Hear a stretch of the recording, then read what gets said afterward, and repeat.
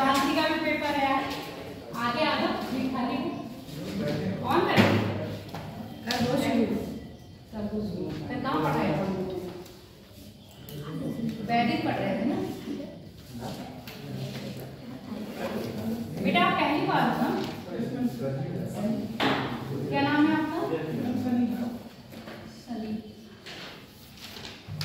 आज बहुत दिनों बाद सही नाम सुना।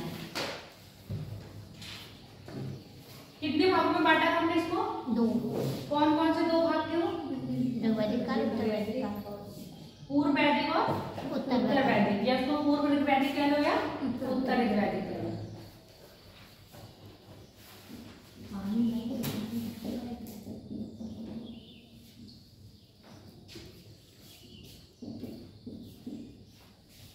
और कोई भी बाहर? आलोक का भी आज एग्जाम था सुबह के शिफ्ट में।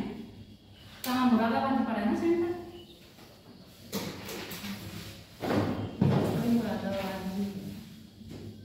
गवर्नमेंट कभी कभी बहुत गंदा काम करती है। अरे बरेली डाल देती, बरेली डाल दो। 50 किलोमीटर दूर ही तक तो हर जगह लड़कियां भीड़ कम हो जाएगी, कैसे तो कम मानो। नहीं वो हर चीज का देखना, मेरे को वालों का भी फायदा है। 500 रुपये देके तो जाओगे वहाँ पर। नहीं कैसे तो कम, भीड़ कम करो। बच्चे कहाँ भागती हैं, वो कहीं भी तुम जाना। हाँ इकोनॉमी भी बढ़ा है वो, बस एक तरीके से। चलो कोई दिक्कत नहीं है। खाओगे भी। ये भी कह रहा हूँ कि अपनी पॉलिसी होगी, अगर पास के मंडल पड़ता है तो लोग अपनी क्या कर लेते हैं, पहुँच का इस्तेमाल कर लेते हैं, है ना? तो नकलची बन जाते हैं वो लोग। ये कैसे हो जाता है मैम? बीएड के पेपर भी लीक हो जाते हैं, बीएससी के। अरे आप इस बात नहीं मानोगे, मंडी जब मैं राजकीय में थी तो वहाँ पर सेंटर पड़ा था। मैंने पेपर दिए मंडी परिषद वाला, मंडी परिषद का सेंटर पड़ा था वहाँ पर। एक लड़का कान में लगा के लाया था। तो ये चीजें तो पकड़ में आ जाती हैं। पकड़ में आ गई क्यों आई है? वो हमारे यहाँ मैडम बैठी थी सीट पर, उसकी लाइट जल रही थी, उनके एकदम ये क्या हुआ, उसको पकड़ा। फिर एप्लीकेशन वगैरह, हाँ 2-3 लोग पकड़े। मतलब इतनी हिम्मत मुझे समझ नहीं आता कैसे हो जाती है। कैसे होता है? अभी वीडियो के एग्जाम में भी पकड़े गए हैं। वीडियो के एग्जाम में बता दिए। ये लोग क्या मतलब पागल समझते हैं क्या? जो बैठा होता है वहाँ ये लगा के आने तो दिखेगा। अरे जब आप बोलोगे तो पता तो चल ही जाता है। क्वेश्चन पढ़ रहे हो तब भी अरे ये है ABCD। नहीं ऐसा है ना, मूवीज वगैरह में दिखाते हैं, उसे देख के ये लोग ज्यादा। अरे बहुत टैलेंटेड है। आप मूवी में अच्छी चीज तो नहीं सीखेंगे। हाँ ये चीज सीख जाएंगे। नकल कैसे करनी है ये चीज सीख जाएंगे। अरे दूसरे को टोपी कैसे पहननी है ये सब चीजें सीखते हैं, अच्छी चीज नहीं सीखेंगे। चलो हम बात कर रहे थे पूर्व वैदिक। पूर्व वैदिक का काल बताया था 1500 से 1000 BC और यहाँ पर 1000 BC से 600 BC। कारण क्या था? हमें यहाँ पर क्या मिला था? कॉमन नंबर है ना, लोहे के साथ। कहाँ से मिले थे? एटा से। अब हम पहले देखो यहाँ पर मैं तुम लोगों को ऋग्वैदिक काल और उत्तर ऋग्वैदिक काल, इन दोनों का भौगोलिक क्षेत्र यही बता दूंगी कि कहाँ कहाँ पर इनका भौगोलिक क्षेत्र था। समझ में आ गई? इसके बाद सबसे पहले हम इनकी बात करेंगे जब ये पूरे कंप्लीट हो जाएंगे। इनमें भी मैंने कल कौन से पॉइंट बताए थे, जरा बताओ क्या क्या पढ़ना होगा हमें। किसी भी कल्चर का हमें कौन कौन से एस्पेक्ट देखने होते हैं? आर्थिक, सामाजिक, राजनीतिक, धार्मिक, और 2 चीजें और पढ़ी हैं इसमें। एक साहित्य पढ़ा है ना? साहित्य पढ़ा ना, क्योंकि अब साहित्य आ गया। इसके बाद इससे पहले हमारे पास साहित्य वगैरह थे नहीं, लिखित एविडेंस कुछ नहीं था तो हम वो पढ़ नहीं रहे। अब हमारे पास लिखित एविडेंस आ गया तो हम उसको पढ़ेंगे। तो हम पहले का भौगोलिक क्षेत्र पढ़ लें। देखो कल जो हमने पूरा इतना सारांश बताया कि सोनू कह रहे थे कि मैडम अब तक ये क्या बताया, जब आपने स्टार्ट अब कर रहे हो यहाँ से तो अब तक ये क्या बताया था। तो अब तक हमने जो पूरी कल बहस करी थी किस पे करी थी? आर्य भारत के मूल निवासी थे, आर्य बाहर से आए थे। तो आर्य कहाँ में फाइनल डिसीजन क्या निकला हमारा? आर्य बाहर से आए थे, क्योंकि जिन्होंने नेक्स्ट मूलर ने क्या दी थी थ्योरी, क्या करा था? मैंने भी वही बात कही थी, जो अपनी थ्योरी दे रहा है उसके सपोर्ट में कुछ तो देखो ना एविडेंस। तो मैक्स मूलर ने क्या बताया था? अफगानिस्तान से जो कुछ मिली है, अफगानिस्तान में कौन सा था? ईरान का ग्रंथ, क्या नाम था उसका? ईरान का ग्रंथ था जिंद अवस्था, है ना? जिंद अवस्था में क्या बताई थी? इंद्र जिंद अवस्था का, इंद्र वैदिक इंद्र जिंद अवस्था के वायु, वैदिक के वायु थे, जिंद अवस्था का मित्र वायु, और कहाँ का था आपके वैदिक के मित्र थे। तो इन्होंने ये कॉमन चीजें देखी थी, उन्होंने कहा था कि क्या है जो आपके आर्य थे वो कहाँ से आ रहे हैं आपके मध्य एशिया से। इतनी बात क्लियर है? हाँ हाँ हाँ। तो जब ये लोग आए थे वहां से, कहाँ से? मध्य एशिया से आए हैं। तो ये कह सकते हैं एक कबीले के रूप में आए थे। कबीला तो जानते हो ना, छोटे छोटे 20, 25, 30, 35 या 50 इतने लोगों का ग्रुप होता होगा, उसको क्या कह रहे हैं? कबीला। और उस कबीले का कोई राजा भी होता होगा, होगा कि नहीं होगा? तो जब ये लोग यहाँ पर आए तो कबीले के रूप में आए। पहली सीमा तो हमें पता चल रही है अफगानिस्तान की है, समझ में आ गई ना? पहली सीमा हमें पता चल रही है अफगानिस्तान की। और पहली बात ये सुन लो, पूर्व वैदिक काल की जितनी भी जानकारी मिल रही है, मैंने कल वेद बताया ना, वेद कितने हमारे हैं? 4। कौन कौन से? ऋग्वेद, सामवेद, यजुर्वेद, अथर्ववेद। सबसे पुराना ऋग्वेद, सबसे नया अथर्ववेद। ठीक है। हाँ, तो हमारी जितनी भी इसकी जानकारी मिल रही है ऋग्वेद से मिल रही है। ठीक है, ऋग्वेद में भी बात सुन लो, कल वो बहस कर रहे थे सूरज, है ना? मैंने कहा था 2 से 7 मंडल इसी काल के हैं, मतलब ऋग्वेद में पहले। और उसके बाद कितना बच रहा है? 1 बच रहा है, 8 बच रहा है, और 9 और 10। ये क्या है? ये बाद में जोड़े गए हैं। जो पुरुष सूतक है, जिसमें क्या है वर्ण व्यवस्था की बात कही है, उसमें लिखा है आपने 10वें मंडल में लिखा है। और 10वें मंडल कब लिखा गया है? कलांतर में। कलांतर मतलब जब ये वैदिक काल, ये पूर्व वैदिक काल का अंत हो रहा था और उत्तर वैदिक काल का क्या हो रहा था? प्रारंभ हो रहा था। तभी क्या हो गई थी? वर्ण व्यवस्था स्टार्ट हुई। और वर्ण व्यवस्था कौन सी वाली स्टार्ट हुई? जन्म के आधार पर। यहाँ पर जो वर्ण व्यवस्था है वो जन्म के आधार पर ना होती, कैसे है? कर्म के आधार पर। जैसे अब आप देखते हो सुनार है तो उसको सोने का काम कर रहा है तो हम उसको कह रहे हैं सुनार, है ना? जो चमड़े का काम कर रहा है उसको हम कह रहे हैं चर्मकार है ना? ये और जो धोने कपड़े धोने का काम कर रहा है उसको क्या कह रहे हैं? धोबी है। ऐसे हमने काम से उसको क्या कर रहे डिवाइड। तो यहाँ पर भी क्या है? काम से वर्गों को बांटा है, चयन के आधार पर है, जन्म के आधार पर नहीं है।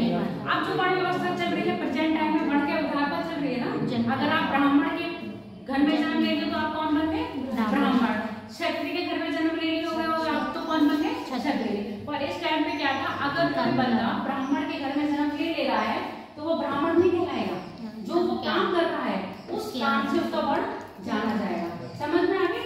वर्ण व्यवस्था तो थी पर वो वाली वर्ण व्यवस्था नहीं थी जो प्रेजेंट टाइम में हम लोग देखते हैं। वो यहाँ कहाँ पर आई है? यहाँ पर आई है। समझ में आ गई? अब जितनी भी इसके बारे में जानकारी मिलेगी हमें किससे मिल रही है? ऋग्वेद से। तो कंपेयर हम कहाँ से करेंगे? ऋग्वेद से करेंगे। अब मैंने बताया है कि मध्य एशिया से आए थे। तो अफगानिस्तान की 4 नदियां हैं, नाम याद है किसी को? अफगानिस्तान की 4 नदियां हैं जिनका उल्लेख किया गया है। और ऋग्वेद के सप्तसैंधा प्रदेश है। सप्तसैंधा प्रदेश की 7 नदियां तो पता होंगी, पता है नहीं? हाँ, वो तो पता ही है, इंडस है। सिंधु, सतलज, सिंधु, हाँ, चेनाब है। देखो 5 नदियां तो आपको पता है ना, तो 5 नदियां पता है, वो नाम तो बता दो, वो तो है इसमें। चेनाब, झेलम, सतलज, व्यास। हाँ, व्यास तो यहीं रह जाती है ना, तो नहीं नहीं, तो ये सप्तसैंधा प्रदेश में जुड़ती है ना। अच्छा, तो वो वाली बात ज्योग्राफी को उसको छोड़ दो। यहाँ पर अफगानिस्तान की 4 नदियां नहीं, अभी मैं सप्तसैंधा प्रदेश की 4 नदियों की बात कर रही हूँ। तो जो सिंधु नदी की सहायक नदियां, चिनाब, हाँ, जितनी भी सिंधु की सहायक नदियां हैं वो और सरस्वती इसमें आप इंक्लूड कर दो। हाँ। ठीक है, तो आप यहाँ पे शुरू करते हैं सिंधु,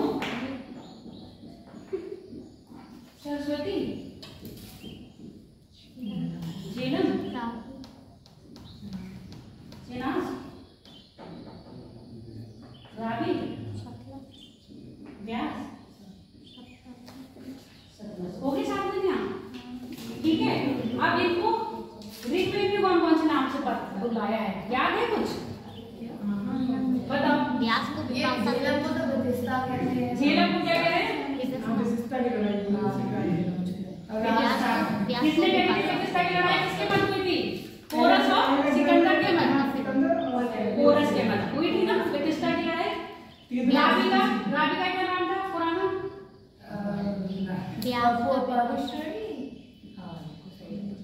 परुषणी। परुषणी का तट पर कौन सी लड़ाई हुई है? 10 बाग के युद्ध हुआ है। हाँ, जो आप इसमें पढ़ोगे ऋग्वेद में युद्ध का उल्लेख है कौन से मंडल में है? 7वें मंडल में। अभी हम उसके बारे में बात करेंगे। व्यास का नाम क्या था? व्यास का नाम से महाबली सब क्या था? विपाशा नाम है ना। और सतलज का शत्रुद्री। हाँ, शत्रुद्री। ठीक है। चिनाब का क्या है? अस्तनी।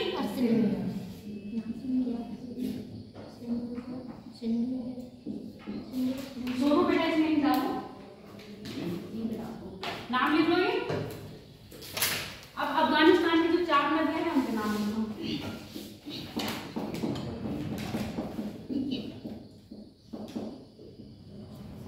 नाम याद है? कुछ नहीं याद है?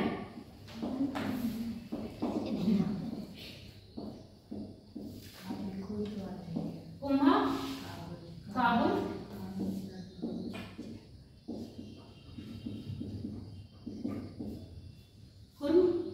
खुर्रम, गोमती का नाम याद है? गोमती को गोमल और सुभाषता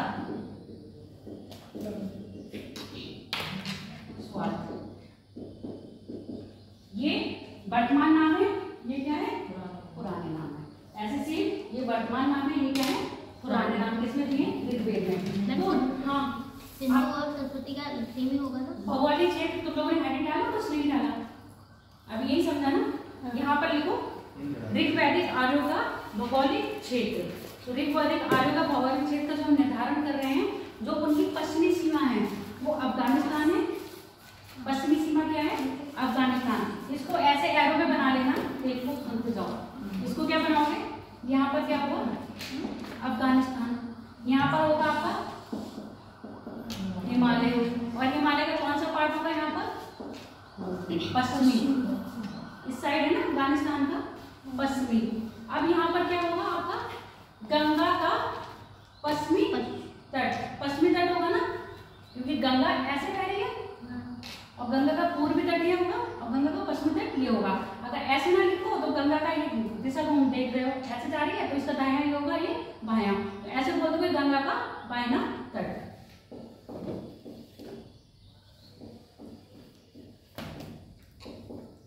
और इधर कौन सा होगा? उधर आपका उत्तर का मतलब राजस्थान का उत्तरी राजस्थान। राजस्थान को अगर हम ऐसे लिख रहे हैं तो इसकी सीमा कौन सी होती है? उत्तरी राजस्थान। ये इनका भौगोलिक क्षेत्र है आपके ऋग्वैदिक आर्यों का। इतने ही क्षेत्र में थे ऋग्वैदिक आर्य।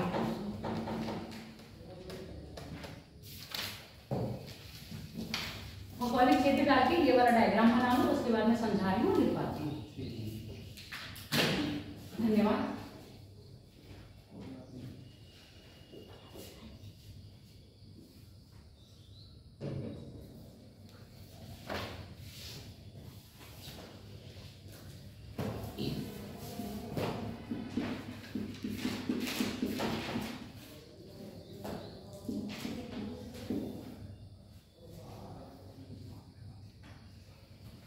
यहीं पर हेड बना लो ऋग्वैदिक आर्यों का भौगोलिक क्षेत्र। ये वाला चित्र बना लो।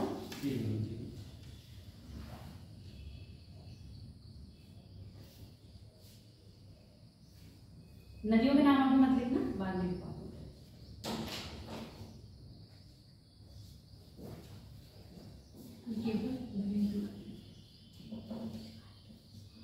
आपके लिए छोड़ो। अभी ऐसा कुछ था भी नहीं दिखाने वाला।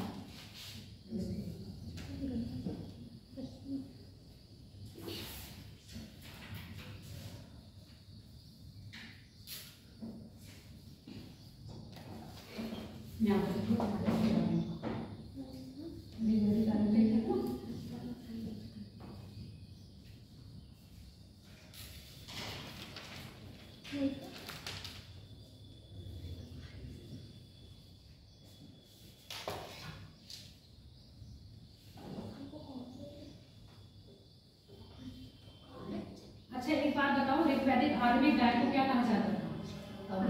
अघन्य, मतलब न मारने योग्य। और जो उनकी क्या है, एक वस्तु जब कहते हैं धन की वस्तु, किसको मापते थे? गाय को। जिसके पास ज्यादा गाय होगी वो ज्यादा धनी होगा। दंड का मापन किससे करते थे? गाय से करते थे। ये सब चीजें याद रखना। और ये बताओ, जो ऋग्वेद के मंत्रों का जाप करता था उसको क्या कहते थे? होता, होत्र होता दोनों, है ना। तो ये सब चीजें थोड़ा सा याद रखना, क्योंकि पेपर में क्या करते हैं, पूछ ली जाती है। इतना लिख लिया। अब पहले इनके बारे में पूरी डिटेल बता दूं या इसका भी भौगोलिक क्षेत्र करवा दूं? पहले इनका भौगोलिक क्षेत्र, जैसे आपने फ्लो चार्ट बनवाया था, और इसके नीचे ये फ्लो चार्ट, मतलब ये वाला बना है, आप लोगों ने बना लिया, मैं रब कर दूंगी ना यहाँ पर, क्योंकि मैंने नदियाँ लिखवाई थी, नदियाँ नोट कर रहे थे ना आप लोग, इसलिए नहीं रब करा। बना लिया? हाँ। फ्लो चार्ट में क्या दूं, फिर इसकी डिटेल में करवा दूं।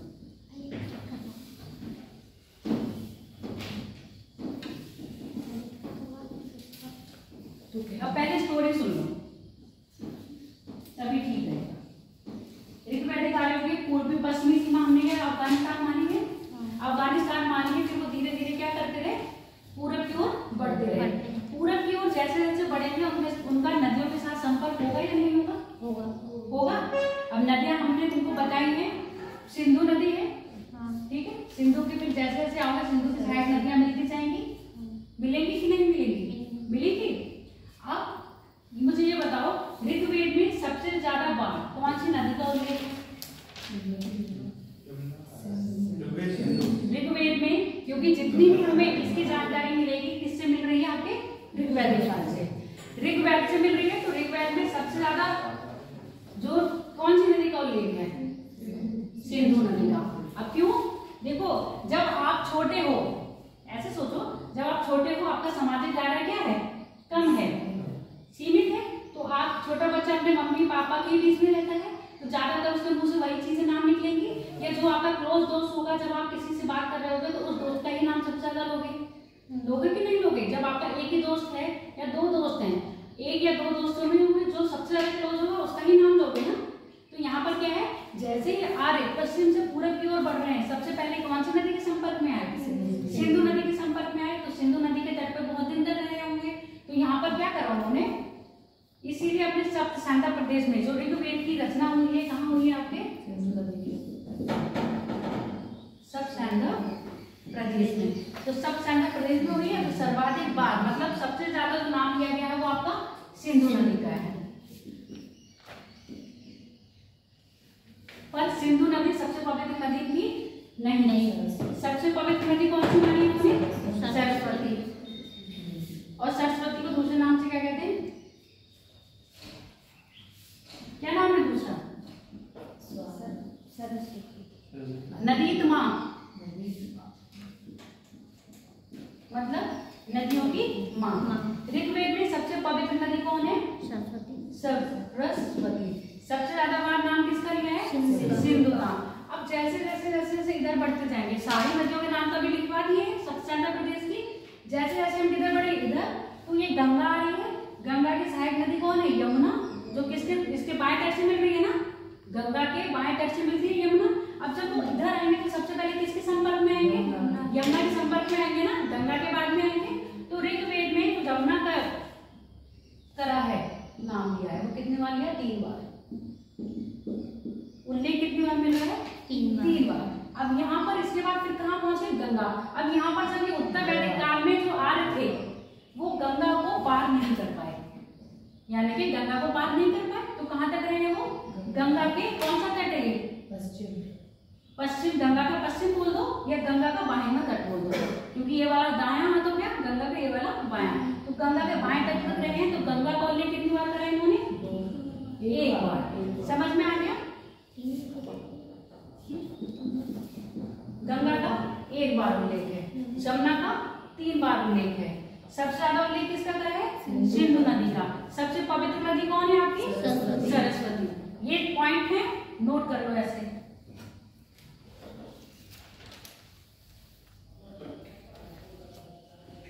अब जब ये धीरे धीरे ऐसे बढ़े तो उनकी पूर्वी सीमा पता चली हमें, पश्चिमी और पूर्वी सीमा पता चली। पश्चिमी सीमा कौन सी है? अफगानिस्तान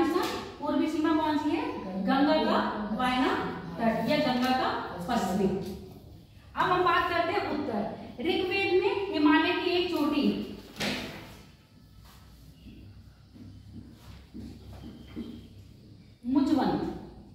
मुजवन का क्या है, उल्लेख है। और ये मुजवन का है जहां से सोम रस प्राप्त करते थे। सोम तो बहुत सुना होगा, अगर पुराने नाटक देखे होंगे, अरे ऐसे तालियां बजाते थे, फिर वो आ जाते थे कौन, उनके सेवादार, कहते थे मेरे लिए सोम रस का इंतजाम करा जाए। एक दिन क्या करते थे, अरे मेरे लिए सोम रस लाओ, तो जहां से ये लोग सोम रस प्राप्त करते थे उस चोटी का नाम था मधुबन। और ये मधुबन जो चोटी है हिमालय के पश्चिम में है, हिमालय का पश्चिम। अब हिमालय का हम ऐसे बना रहे हैं तो हिमालय का पश्चिम साइड ये हो गया, ये पूरब साइड हो गया, है ना। तो हिमालय के पश्चिम साइड में कौन सी चोटी मिल रही है, मधुबन। तो आप तुमको पता चल गया इनकी उत्तरी सीमा कौन सी होगी, हिमालय। उत्तरी सीमा हिमालय होगी ना, अभी जो लिखवाया था मैंने स्ट्रक्चर देखते जाओ, उत्तरी सीमा हिमालय बताई थी। तो हिमालय क्यों बता रहे हैं, हिमालय की एक चोटी क्या है, मुजवन का क्या मिला है, उल्लेख मिला है। किसमें मिला है, आपके ऋग्वेद में। इसलिए हमने माना इनकी क्या उत्तरी सीमा क्या होगी, आपकी हिमालय। उसके बाद दक्षिण में मैंने बोला राजस्थान का। अब राजस्थान कौन सा, उत्तरी राजस्थान तक इनकी क्या थी सीमा। बाहर देख रहे हो, यहाँ देख रहे हो,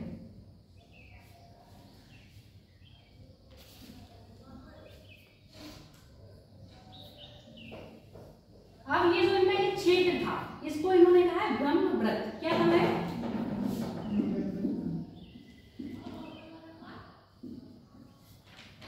ब्रह्मव्रत, और इसमें कुरुक्षेत्र का क्षेत्र भी मिला हुआ है। कुरुक्षेत्र का नाम सुने हो ना, क्योंकि जब यमुना से संपर्क है इनका, तो यानी कि यमुना कहाँ बह रही है, दिल्ली और हरियाणा क्षेत्र में बह रही है ना। तो यह कुरुक्षेत्र का क्षेत्र आ जाएगा यहाँ पर। तो कुरुक्षेत्र का क्षेत्र भी क्या है, इसमें सम्मिलित है। इसको मिला के इन्होंने क्या कहा है, ब्रह्मव्रत का है। आर्यव्रत अभी नहीं बनाया, आर्यव्रत कहाँ बनेगा आपका, उत्तर का।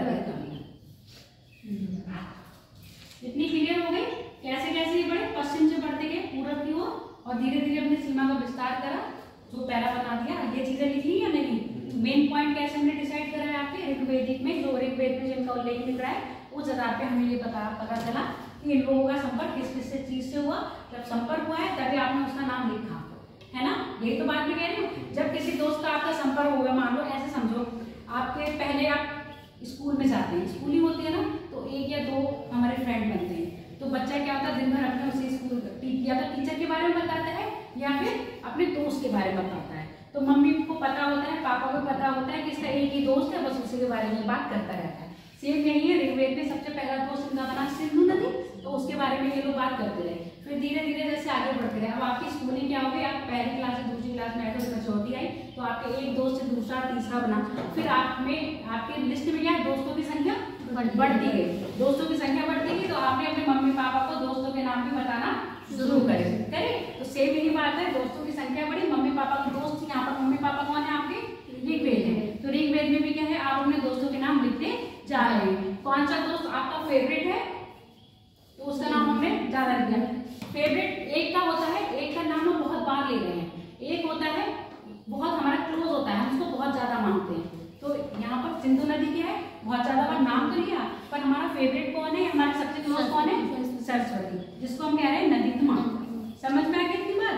और फिर उसके बाद धीरे धीरे बढ़ते रहे, बस गंगा से हम एक ही बार मिले। गंगा से हम एक बार क्यों मिलेंगे, क्योंकि जब तक हमारी स्कूलिंग खत्म हो गई, जब बिल्कुल लास्ट टाइम पे हम गंगा से मुलाकात करें, लास्ट टाइम पे हम क्या करें, गंगा से मुलाकात करें, जब वो हमारे से दोस्त बनी, तभी क्या हो गया, हमारी स्कूलिंग खत्म हो गया, वो हमारा संपर्क उससे खत्म हो गया। इसलिए हमने गंगा की क्या बात करी, एक ही बार बात करी। इतना क्लियर हो गया। अब हम बात करेंगे उत्तरी वैदिक काल में। उत्तरी वैदिक काल में आर्यों का भौगोलिक क्षेत्र, इसमें देवता वगैरह की बात नहीं करेंगे ऋग्वेद में। ऋग्वेद में अभी जब मैं इनको आपको साहित्य पढ़ाऊंगी ना, तब देवताओं की बात करेंगे। जब धर्म पढ़ाएंगे, धार्मिक जीवन पढ़ाएंगे, तब बात करेंगे। अभी हम इनके भौगोलिक क्षेत्र की बात कर रहे हैं ना, इसलिए इंद्र देवता, वरुण देवता, वायु देवता, अग्नि देवता। मैं पहले इसे ही पूरा करा देती, किसे, ऋग्वेद को, ऋग्वेद को ही पूरा करवा रही हूँ। अभी मैं सिर्फ इनके दोनों के भौगोलिक क्षेत्र लिखवा दे रही हूँ आज, ठीक है। फिर इनका सामाजिक जीवन, इनका आर्थिक जीवन, इनका राजनीतिक जीवन, इनका धार्मिक जीवन, इनका साहित्य, ये पढ़ाऊंगी। उसके बाद इन पर आएंगे, फिर इनका आर्थिक जीवन, इनका राजनीतिक जीवन, इनका साहित्य, फिर इसको पढ़ाएंगे। इसको कंप्लीट करते हैं। मैं भौगोलिक क्षेत्र में बता दे रही हूँ आज। अब यहाँ पर सुन लो, इसकी ये कहानी है सतपथ, सुना है?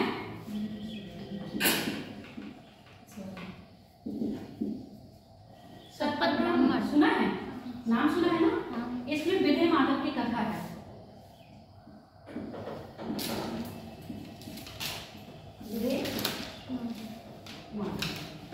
विधे माधव की क्या कथा है?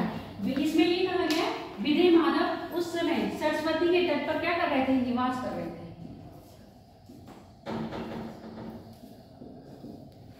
कहाँ थे? सरस्वती के तट पर निवास कर रहे थे। इनके मुख में क्या? अग्नि, मतलब वो कहते ना वानर अग्नि थी। जैसे इन्होंने कहा घृत, जैसे मुंह से कहा घृत, वो अग्नि इनके मुंह से निकल के कहाँ आ गई? धरती पर आ गई।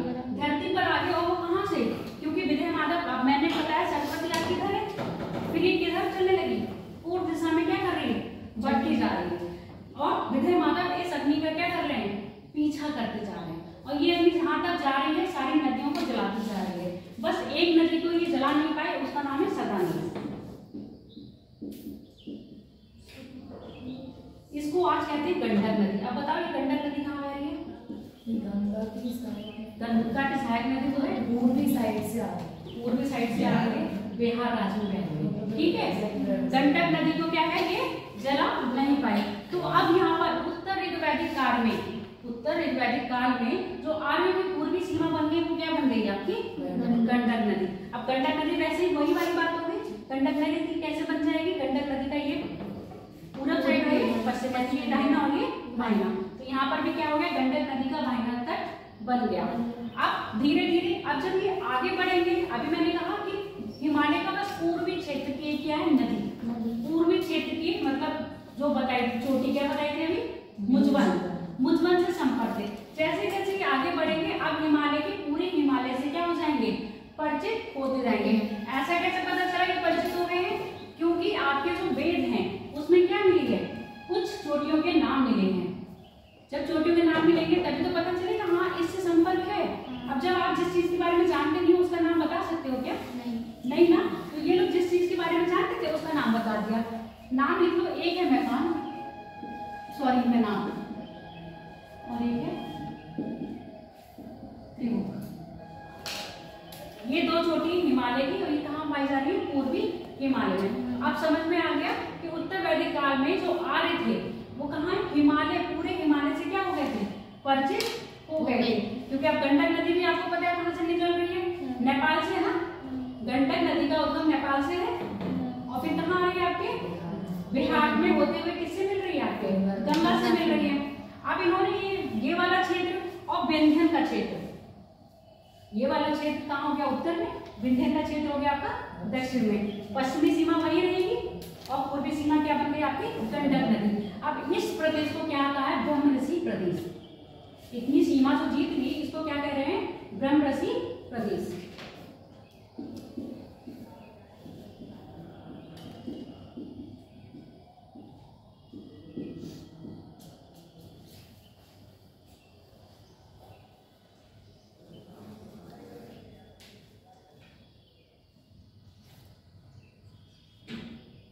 पहला कौन सा था? पहला प्रदेश कौन सा बताया? ब्रह्मरथ। ब्रह्मरथ से फिर आगे बढ़ गए, क्या बन गया आपका? ब्रह्मरसी प्रदेश। इससे और आगे बढ़ेंगे, इससे और आगे बढ़ेंगे। बंगाल का नाम सुना है? पश्चिम बंगाल, पश्चिम बंगाल, उड़ीसा, ये दक्षिणी पार्ट हो गया। अब ये गंडक नदी से आगे बढ़ जाएंगे ना। अब फिर ये क्या करें? फिर ये गंडक नदी से और आगे बढ़े, और ये क्या? विंध्यन का क्षेत्र है। विंध्यन क्षेत्र को भी थोड़ा सा इन्होंने क्या कर दिया? पार कर दिया।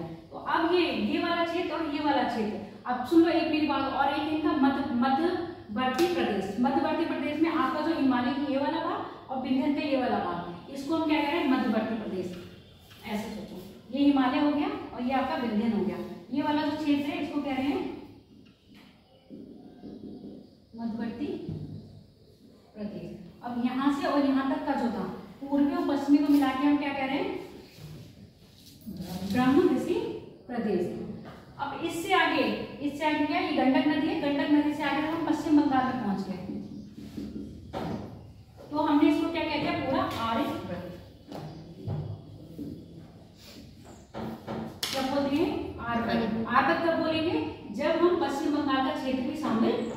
लेंगे।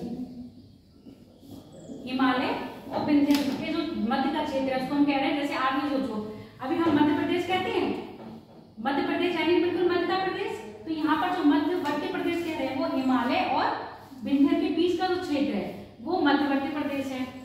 अफगानिस्तान और कौन सा गंडक नदी का जो क्षेत्र है उसको हम क्या कह रहे हैं, ब्रह्मरसी प्रदेश।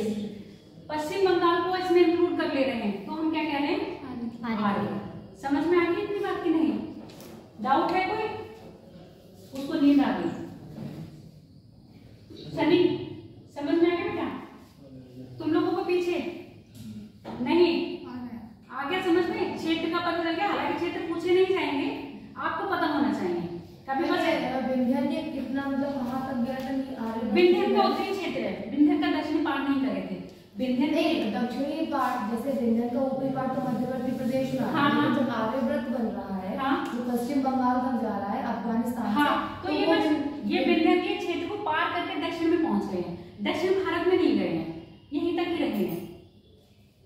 अभी इनकी क्या विंध्य की उत्तरी सीमा थी, अब विंध्य को पार करके कहाँ गए, विंध्य के दक्षिण में।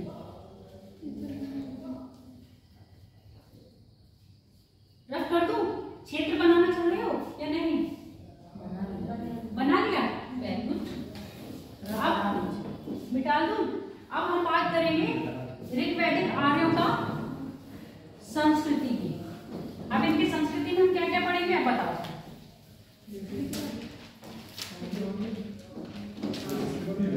हाँ, साहित्य आज नहीं पढ़ेंगे, पहले हम पढ़ेंगे इनका राजनीतिक संगठन, उसके बाद इनका सामाजिक जीवन, सामाजिक जीवन के बाद इनका आर्थिक जीवन, आर्थिक जीवन के बाद इनका धार्मिक जीवन, धार्मिक जीवन के बाद हम पढ़ेंगे इनका साहित्य।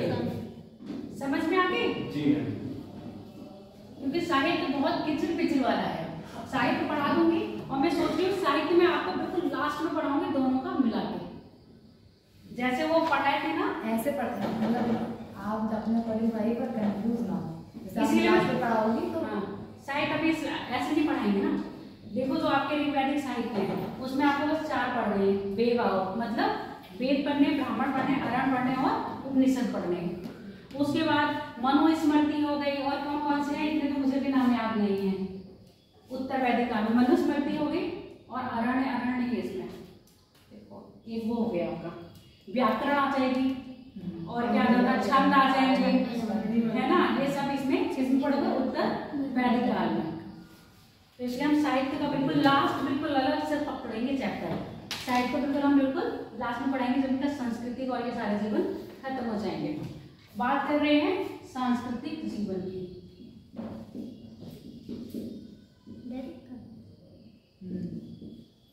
हाँ बेटा, अब उत्तर वैदिक की बात नहीं कर रहे हैं, हम ऋग्वैदिक की बात कर रहे हैं, ठीक है। पहले हम बात करेंगे राजनैतिक संगठन।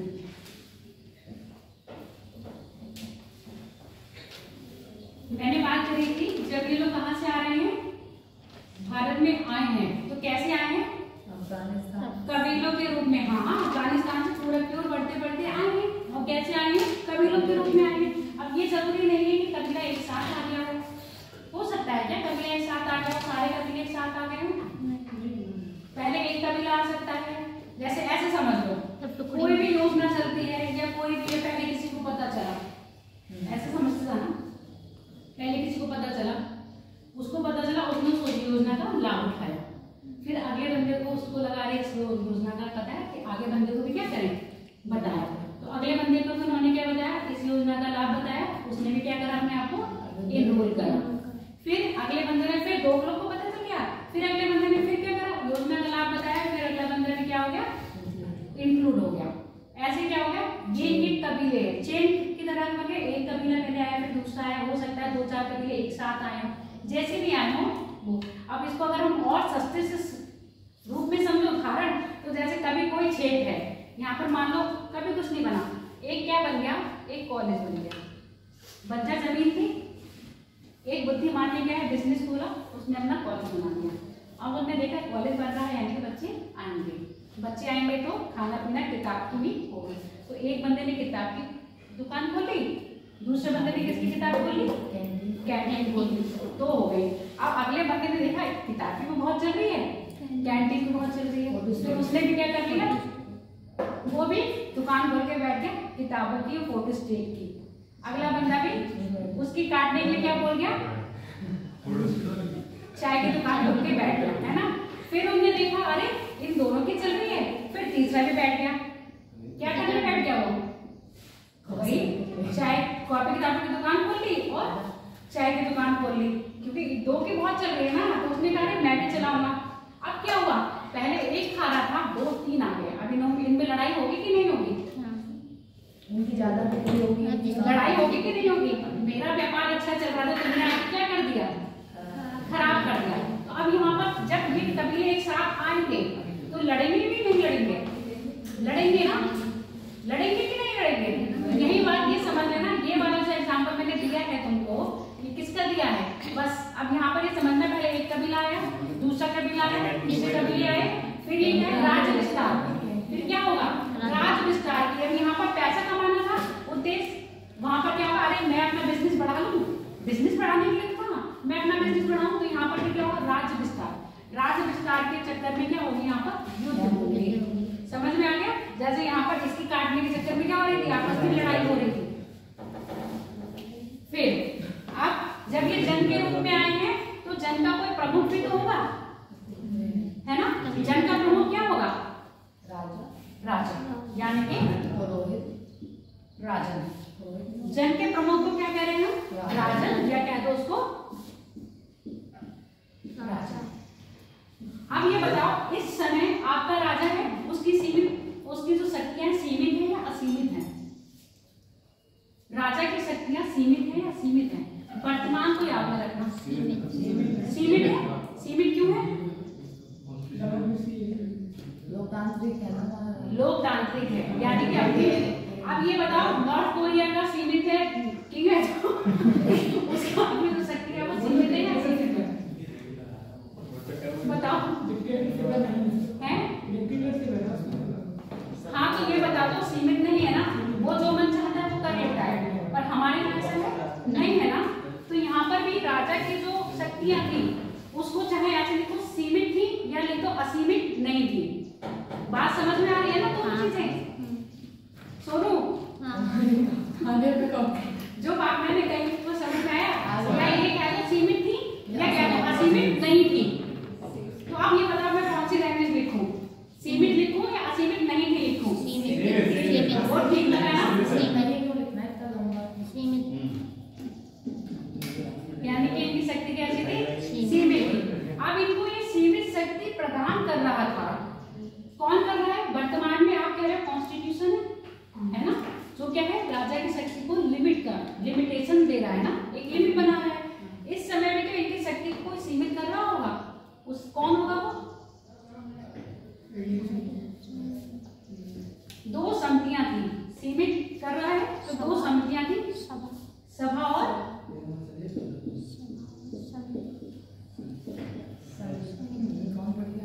और समिति। ठीक है, कौन है ये? दो, सभा और समिति। सभा का काम ऐसे समझ लो जैसे अपने यहाँ लोकसभा, समिति का काम ऐसे समझ लो जैसे अपने यहाँ राज्यसभा। लोकसभा का काम क्या है? राजा का चयन करता है कि नहीं? करता है ना। तो यहाँ पर जो सभा के सदस्य होते थे उनका मेन काम होता था राजा को क्या करना है, चयन करना या राजा का निर्वाचन करना। और राजा का चयन कैसे हो रहा है बताओ?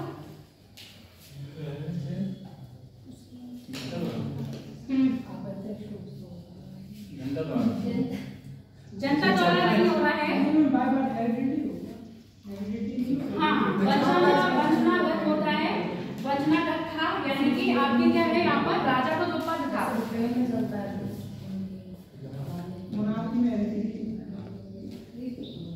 वंशानुगत हो चुका था। अब वंशानुगत में भी हो गया, ये जरूरी नहीं है राजा का एक पुत्र हो, उसमें भी क्या होगा, तो श्रेष्ठ होगा उसका चयन करेंगे, है ना, श्रेष्ठ का चयन करेंगे। तो जो श्रेष्ठ का चयन करते थे वो सभा के लोग करते थे। अब सभा के लोग कैसे करेंगे, उसका टेस्ट ले रहे हैं ना। अब उस समय टेस्ट क्या होगा, उसमें टेस्ट क्या होगा? सबसे जो सब पे अधिकार मतलब दबदबा बना सके या आपको अपनी राजनीति का कितना ज्ञान है ना? आपको अपनी राजनीति का कितना ज्ञान है, आपके राज के बारे में कितना ज्ञान है, प्रजा को कैसे खुश रख सकते हैं, राजकोष में कैसा वो है, ये सब चीजें क्या होता था, ओरली टेस्ट होता था।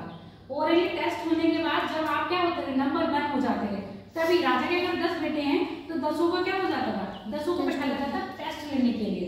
या तो एक है कि राजा अपने मन से कह दे कि नहीं यही मेरा योग्य पुत्र है, इसी को मैं क्या बनाऊंगा, अपने बाद राजा बनाऊंगा। अगर ऐसा नहीं होता है तो क्या होता है, एक नॉर्मली टेस्ट होता है, टेस्ट हुआ, जो उसमें पास हो गया उसको क्या करेंगे, आप राजा का पद दे देंगे। ठीक पता है राजा का पद कैसा था, भुजबल होता था। चयन कौन करता था, चयन करने का सभा और समिति, और यही समितियां थी, कौन, सभा और समिति, जो क्या करती थी, राजा पर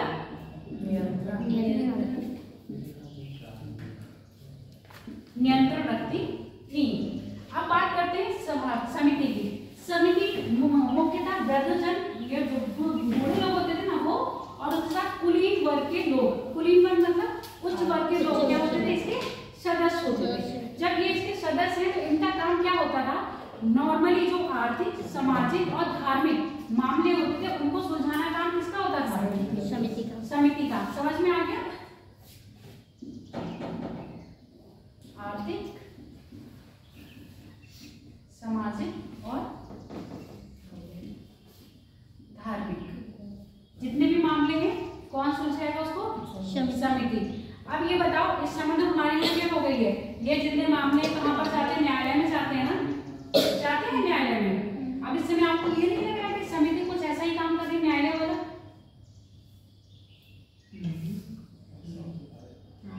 अरे अगर अभी कोई मर्डर कर ले या किसी पड़ोसी की लड़ाई हो जाए, थाने में जाके वो क्या कर दे, रिपोर्ट लगा दे, और उसके बाद उसका जो केस होगा वो कहाँ जाएगा, कोर्ट में सुना जाएगा ना। अब ये तो नहीं सीधे हाई कोर्ट या सुप्रीम कोर्ट चले जाएंगे, डिस्ट्रिक्ट कोर्ट में जाएगा।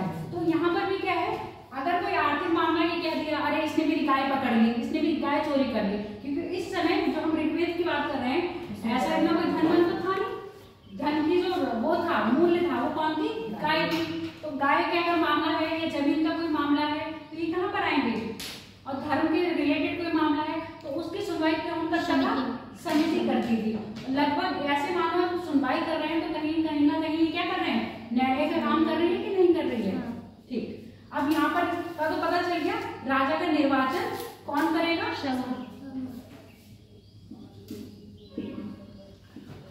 सभा करेगी, और आधार क्या होगा उसका,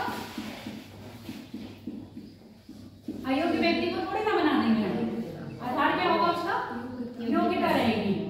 अब उस समय मैंने क्या कहा, राजन यानी कि जन था ना, जन का प्रमुख कहलाता था राजन। उस समय जन क्या है, सबसे बड़ी इकाई।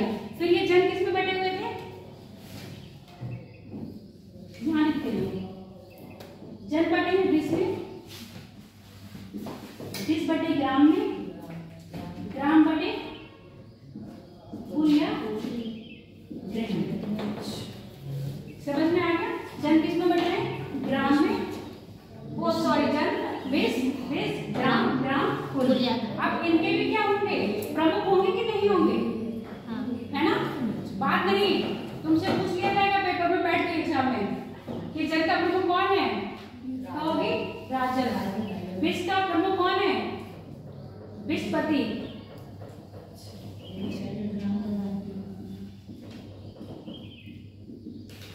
ग्राम का प्रमुख कौन है, ग्रामीण।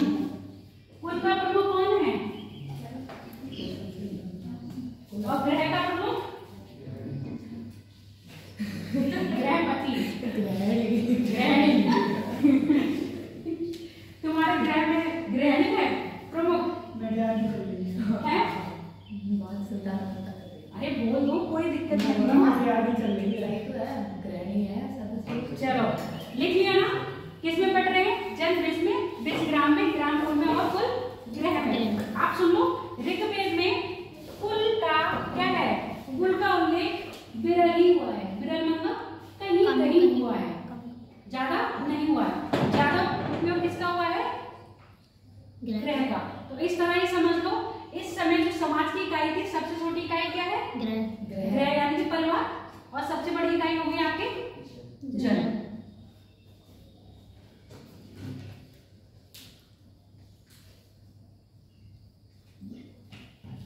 सोनू कहाँ चला गया? अरे मैम उसका व्रत था और उसने वो खा लिए तो मैं तो आप क्या तो खा लो हाँ तो खा लिए तो टूट गया मन पे कंट्रोल ही नहीं है। खाने के आगे लोग पता ही नहीं है। इतना समझ में आ गया या नहीं? आप सुन लो, इतना क्लियर हो गया? हाँ आगे बात करें।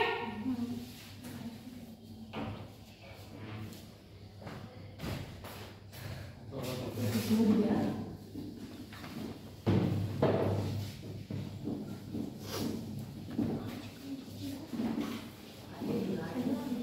अब देखो, जब राजा है तो राजा का प्रशासन भी होगा, होगा कि नहीं? राजा है तो राजा का प्रशासन भी होगा, और राजा के प्रशासन में कुछ उसके मुख्य पदाधिकारी भी होंगे। होंगे? उस समय वित्त मंत्री होंगे क्या?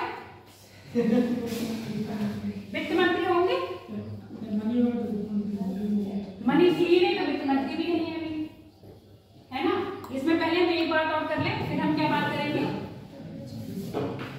राजा की बात करें। जन था, जन के बाद वंश, जन, विस, ग्राम, कुल। कुल जन, ग्रह। फिर से देख लो। जन को विस, ग्राम ग्राम, कुल कुल या ग्रह। कुल को ही ग्रह कहते हैं, हाँ। तभी स्लैश लगाते हैं। अब ये बताओ, उस समय क्या कर व्यवस्था होगी? कर व्यवस्था नहीं होगी?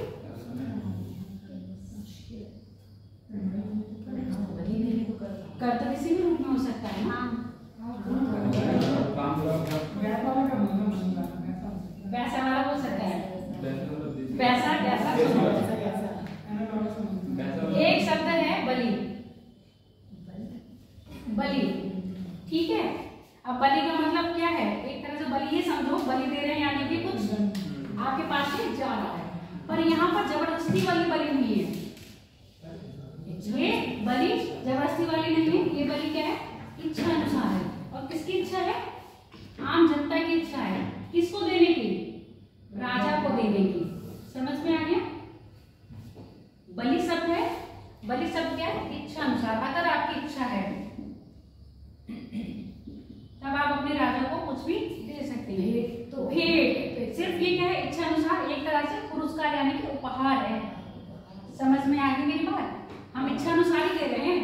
अब हम किसी को इच्छा से दे रहे हैं तो उपहार है, पर इस उपहार को हमने उपहार ना कह के क्या कह रहे हैं? हम बलि कह रहे हैं। अब इस उपहार के बदले में राजा का एक कर्तव्य हो जाता है। क्या होगा राजा का कर्तव्य? आपकी रक्षा करना। किसकी रक्षा करना? जन की रक्षा करना। किससे? दूसरे जन से। जैसे बहनें क्या होती है? भाई को राखी बांधती हैं, है ना? बदले में भाई क्या कहता है? उसकी रक्षा का वचन देता है कि मैं तुम्हारी रक्षा करूंगा। देता है कि नहीं देता है? पुरानी पिक्चर देखना।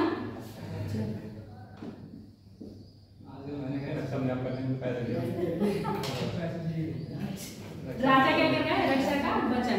तो ये बलि को क्या कह रहे हैं? बलि को करना समझें, बलि को करना समझें। इसका नाम बलि जरूर है, बलि समझ के लोग कहेंगे हो सकता है ये करो, पर ये कर नहीं था। उस समय कर व्यवस्था का प्रचलन नहीं था। समझ में आ गया? कर व्यवस्था का प्रचलन उस समय नहीं था। जो भी आम जनता देती थी, कैसे देती थी? अपनी इच्छा से देती थी। किसको दे रही है? अपने राजा को दे रही है। कैसे दे रही है? उपहार स्वरूप। जैसे कोई दोस्त आपको बहुत पसंद आता है तो आप उसको गिफ्ट देते हैं ना, उपहार दे रहे हैं, अपनी इच्छा से दे रहे हैं ना। कोई जबरदस्ती तो आपसे मांग नहीं रहा है ना। क्या मांगता है? जबरदस्ती। जो ज्यादा क्लोज होता है वो जबरदस्ती भी मांगता है। तो यहाँ पर है आपकी कर व्यवस्था नहीं थी। इतनी बात समझ में आ गई? अब इनकी बात करते हैं प्रशासन में। राजा के प्रशासन में कौन कौन रहा होगा? सबसे पहला मुख्य पदाधिकारी कौन होगा इसका? पुरोहित। पुरोहित के बाद सेनानी। सेनानी यानी कि सेना का प्रमुख होगा ना, उसको सेनानी कह रहे हैं।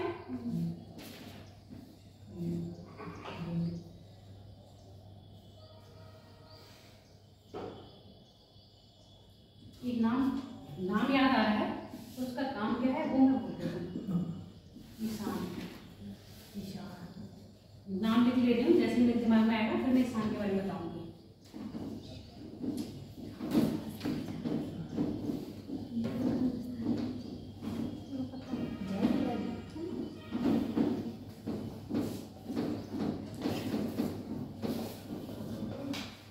इसमें हेडिंग डालो राजा के प्रमुख पदाधिकारी।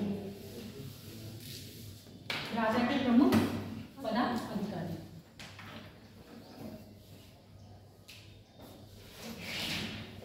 ये टेस्ट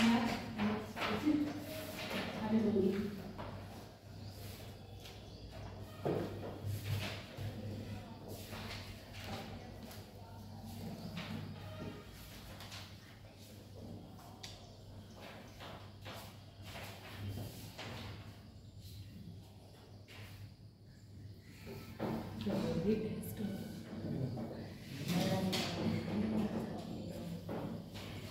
ईशान याद आ गया।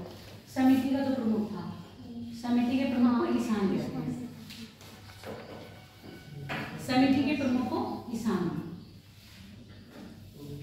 समिति जहाँ लिखा है तुम लोगों ने उसका प्रमुख लिख लेना। यहाँ नहीं, कहाँ लिखा है? समिति लिखा था नहीं, लिखा ही नहीं इसमें। ये बाहर चला लिखा तो है। ये बाहर चला गया। जिसने जब बाहर में नहीं सब कुछ लिखवा देंगे। समिति का जो प्रमुख है उसको ईशान कहते हैं।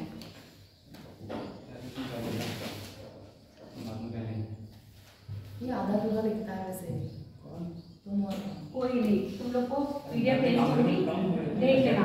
देखो अगर हम बात करें प्रमुख पदाधिकारी की, प्रमुख पदाधिकारी में नाम लिख लो पहले।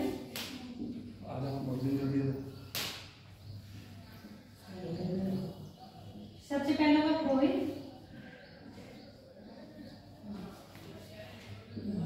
पुरोहित के चक्कर में तो युद्ध हो गया था, हुआ था कि नहीं? पहला युद्ध है पुरोहित के चक्कर में, वैदिक काल का, जिसका उल्लेख ऋग्वेद के 7वें मंडल में किया गया है। इससे पहले युद्ध नहीं सुने होंगे आप।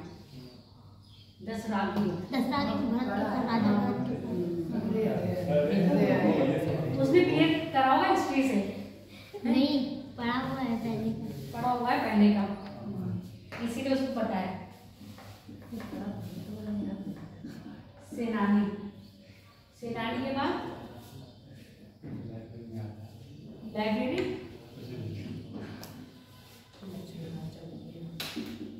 ग्रामीण, ग्रामीण क्या था?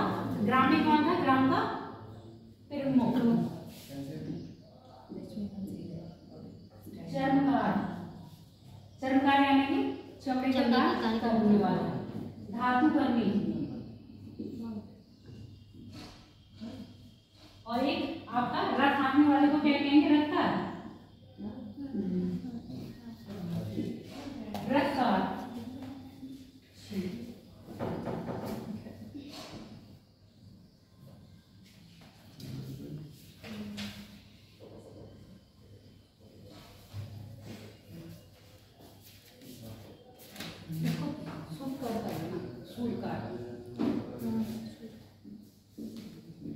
धातु करने नहीं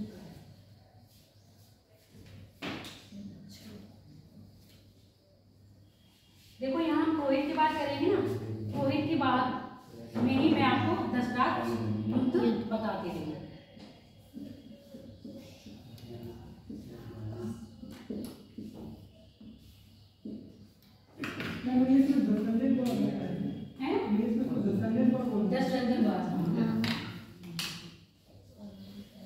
पुरोहित, पुराने जमाने के सीरियल देखिए, रामायण महाभारत देखे हो ना, उसमें पुरोहित का स्थान सबसे प्रमुख होता था। अगर आप ऐसे सोच लो तो ऐसे समझो, मौर्य में चाणक्य क्या थे? चंद्रगुप्त मौर्य के पुरोहित थे, पुरोहित थे। और जो पुरोहित होता है वो सबसे क्लोज होता था उस जमाने में। राजा का सबसे क्लोज कौन है? पुरोहित। पुरोहित ये एक तरह से राजा के क्या होते थे? सलाहकार होते थे, राजा के मित्र होते थे। और राजा के साथ जब युद्ध में जाना होता था तो ये लोग राजा के साथ युद्ध में जाते थे और युद्ध विजय की क्या करते थे? कामना करते थे। और जितने भी राज्य के क्या होते थे? अनुष्ठान वगैरह होंगे, उनका काम भी कौन कर रहा होगा? यहाँ पे पुरोहित करते होंगे। समझ में आ गया, ये राजा के सबसे क्लोज होते थे, शुभचिंतक समझ लो। अब शुभचिंतक है या नहीं वो तो क्या है, कई बार क्या होते ज्यादा ही शुभचिंतक राजा की काट दिए हैं, मतलब उनको ही पक्ष हटा दिए हैं। या आप देखना 9 बाद में कि अरे ये नहीं राजा चाहिए, ये राजा चाहिए, कुशल नहीं चाहिए। हर कोई चाणक्य की तरह नहीं था। आगे आगे पढ़ोगे तो पुरोहितों ने बहुत क्या करेंगे आपके, इस पुरोहित को हटाएंगे तो हम दूसरों को लगाएंगे। चाणक्य ने तो एक नीति करी थी, करी थी नहीं, तब उन्होंने नंदवंश का पूरा क्या कर दिया था, खुद की उससे, क्योंकि उनका अपमान किया था ना, उस अपमान का बदला लेने के लिए किया धनानंद से। अब यहाँ पर पुरोहित क्या है, रक्षक, राजा का शुभचिंतक, राजा के साथ क्या कर रहा है आपके, वो युद्ध में भी जा रहा है, राजा के युद्ध विजय की कामना भी कर रहा है, और जितने भी अनुष्ठान के काम होंगे वो कौन कर रहा होगा आपका, पुरोहित कर रहा होगा। तो नंबर 1 अगर हम देंगे तो ये नंबर 1 का पदाधिकारी है। नंबर 2 का पदाधिकारी कौन होगा आपका, सेनानी। अब हम पहले यहीं पर ही पुरोहित के बाद 10 लाख युद्ध की बात कर लेते हैं। राजा थे सुदास, है ना, सुदास राजा थे, उनका वंश था भरत वंश। कबीला की बात करें तो रसू कबीला, ठीक है। इनके यहाँ पुरोहित थे, कौन थे, विशिष्ट,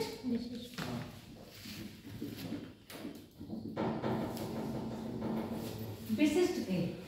विशिष्ट को इन्होंने क्या करा था, पुरोहित पद से हटा दिया, और पुरोहित पद से हटा के किसको रखा उसकी जगह,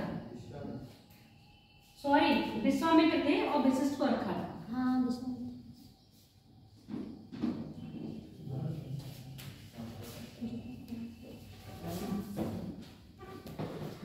विश्वामित्र का नाम और सुने हो ना कहीं,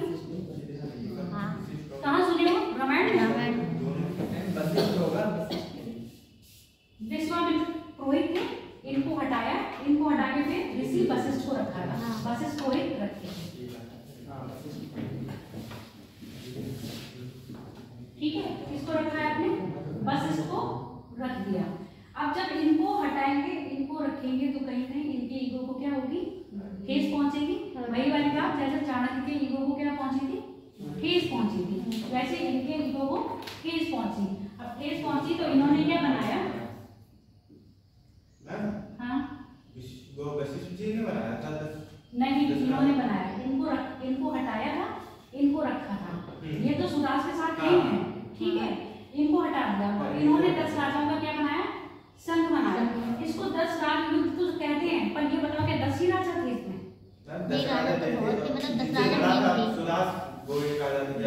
11 नहीं थे। सुदास अकेले थोड़े ना लड़ने आएंगे, सुदास को तो अपनी टीम बना के आएंगे। एक तरफ है 10 राजा, एक तरफ 1 राजा, तो 10 राज इसलिए कहते हैं क्योंकि विश्वामित्र ने क्या है 10 राजाओं को इकट्ठा किया था, 10 राजाओं का संघ बनाया था, इसलिए हम इसको कह रहे हैं 10 लाख युद्ध। अब इसी समय जब युद्ध किया है तो गायत्री मंत्र सुने हो तुम लोग, क्या है ये गायत्री मंत्र, किसने करी है रचना, विश्वामित्र ने करी है। इसी समय करी थी गायत्री मंत्र की रचना, और गायत्री मंत्र किसको समर्पित है, सूर्य को, सूर्य को समर्पित है ना, जिसको सावित्री मंत्र भी कहते हैं, है ना। तो ये विश्वामित्र ने इसी समय क्या है गायत्री मंत्र की क्या करी, रचना करी, और गायत्री मंत्र करके इनको आशीर्वाद दिया कि जय विजय भव। अब विजय क्या भव, ये 10 लाख युद्ध में हार गए। कौन जीता, राजा सुदास। राजा सुदास की क्या हुई, विजय हुई, और 10 लाख युद्ध में ये 10 राजा हार गए। अब ये 10 राजा कौन थे या 10 जन कौन थे, इनके नाम लिखोगे, आते हैं, आते क्या कुछ पता नहीं होंगे। अगर अपनी नॉलेज के लिए लिखना है तो लिख लो, नहीं तो नोट्स में तो प्रॉपर लिखा हुआ है, अगर पढ़ोगे तो। बोलो नहीं, 10 लाख युद्ध समझ के सिर्फ अगर पूछा जाएगा कब हुआ और कौन सी नदी के तट पर हुआ, उस जमाने में कौन सी नदी है ये, परोसनी, है ना, उस जमाने की परोसनी नदी के तट पर 10 लाख युद्ध हुआ। किस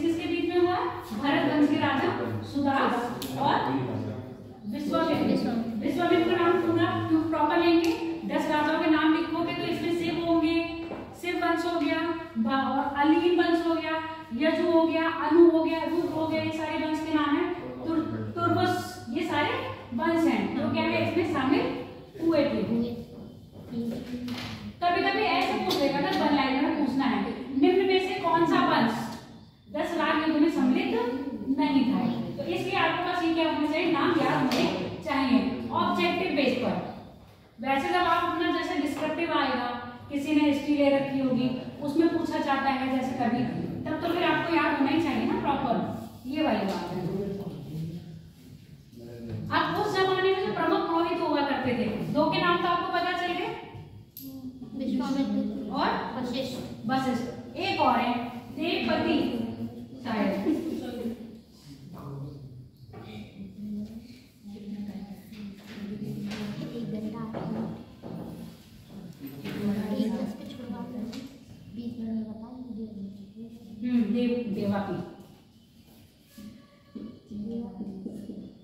देवापी तीन पुरोहित है, एक ये है वशिष्ठ, विश्वामित्र, प्रमुख पुरोहित उस जमाने के तीन है। उस जमाने का मतलब ऋग्वेद में जो 3 प्रमुख पुरोहितों के नाम दिए हैं वो ये रहे। विश्वामित्र इसलिए क्योंकि इनके कारण क्या हुआ, 10 राज। और ये भी लिखिए 10 राज युद्ध का जो उल्लेख मिलता है, कहाँ मिल रहा है आपके ऋग्वेद के, हाँ सॉरी तुम लोग को याद होगा, 7वें मंडल में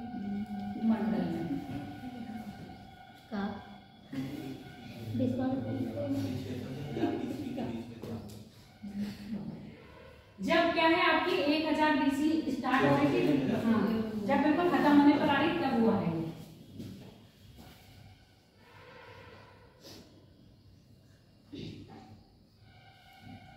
भारत का पहला युद्ध हो रही है जो कहाँ लड़ा गया, अंतरराष्ट्रीय लेवल पर।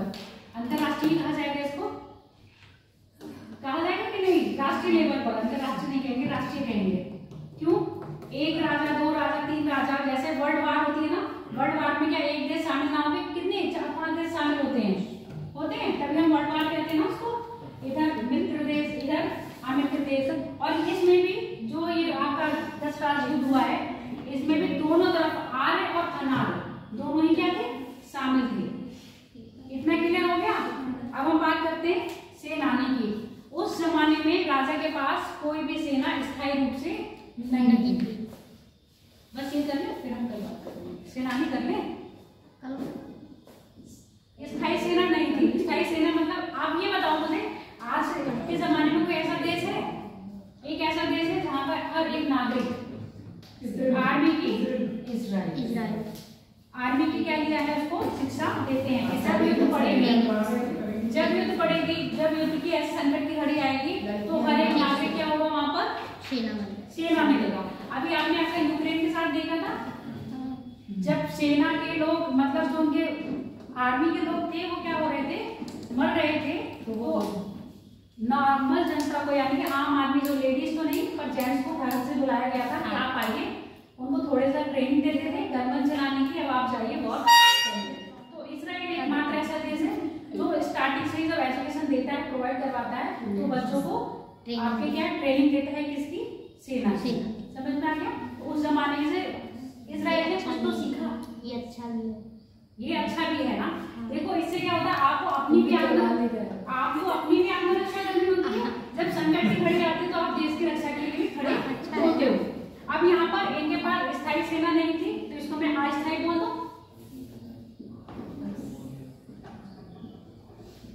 जब ऐसा क्या होता था, जब युद्ध की घड़ी आती थी तो क्या होता था,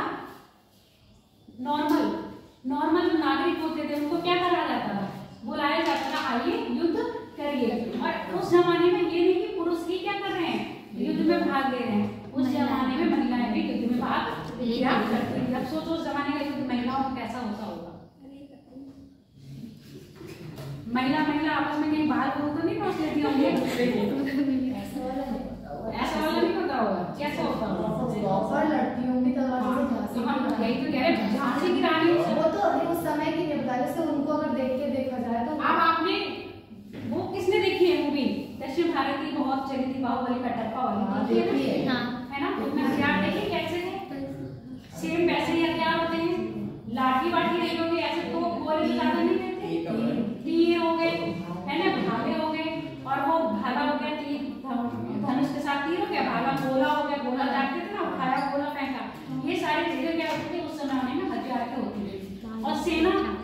जैसी होती थी पैदल सेना भी रहेगी, घोड़े भी रहेंगे और रथ भी रहेंगे। तीनों तरह के हैं, यानी कि पैदल भी है, घोड़े भी हैं और रथ भी हैं। इनका संचालन कौन कर रहा होगा? ग्रामणी। कौन कर रहा होगा? ग्रामणी। ग्रामणी क्या है? प्रमुख है ना भाई, ग्राम है, जन किसमें बटे हुए हैं? ग्राम में। तो ग्राम में बटे हुए हैं, तो ग्राम का क्या करेंगे हम लोग? ग्राम के एक एक नागरिक को लेंगे, तो इसको जो संचालन करने का काम करेगा, कलेक्ट करने का काम करेगा, आइए आप आइए, आइए आप आइए, कौन कर रहा होगा? वो ग्रामणी कर रहा होगा। अवस्था कैसी होगी? जब भी युद्ध की अवस्था होगी तभी हम क्या करेंगे? सेना का निर्माण करेंगे, और जब युद्ध अवस्था खत्म हो जाएगी हम सेना का क्या कर देंगे? विखंडन। कोई भी स्थायी सेना नहीं रहेगी। स्थायी सेना का स्वरूप आप कब देखोगे? उत्तर वैदिक काल में। जब स्थायी सेना का क्या होगा? स्वरूप आएगा, तभी क्या करोगे आप? फिर उसमें आगे फिर सेनापति, सेना नायक और कौन कौन से होते हैं? सेना का प्रमुख होता था, और क्या होता था? एक सेना अध्यक्ष, सेना का प्रमुख, ऐसे करके। फिर जो घोड़ पैदल यात्रा वाले होते थे सेना, उसका प्रमुख होता था। अभी यहाँ पर कोई ऐसा तो है नहीं, स्थायी होती तो हम सबका अध्यक्ष बनाते। अभी हमने किसी का अध्यक्ष नहीं बनाया, बस क्या अस्थायी ग्रामीण इसका संचालन करता था जब युद्ध की अवस्था होती थी। और प्रत्येक नागरिक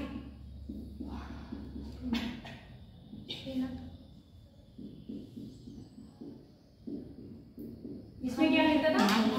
भाग लेता था।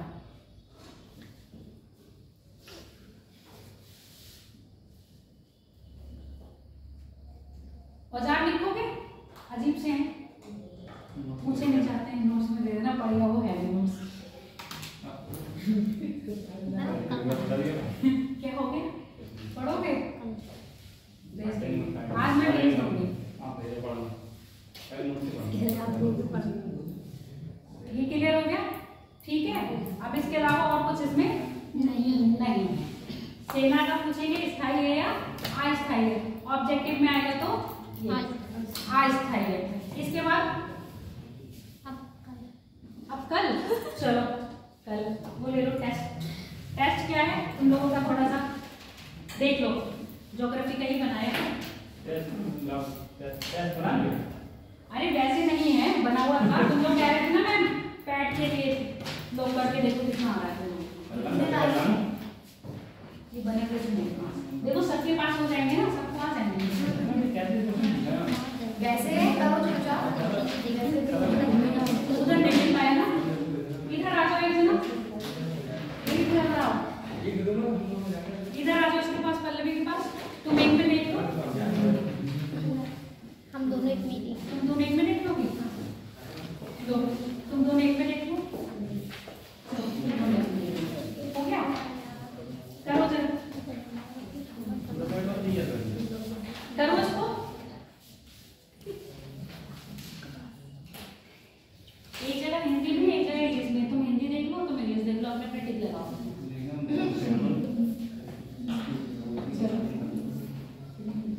जिसमें दो लोग हैं, एक हिंदी और एक इंग्लिश, इसमें तुम हिंदी पे टिक लगाओ, तुम इंग्लिश पे टिक लगाओ, तभी दोनों का टेस्ट कवर हो जाएगा। समझ में आ गया? तो जो इंग्लिश में लगाएगा वो इंग्लिश में लगा लो, तो हिंदी में लगाएगा तो हिंदी में। अब एक दूसरे के देख के मत लगाना, पास में है देख के क्या, अपनी ईमानदारी से लगाओ।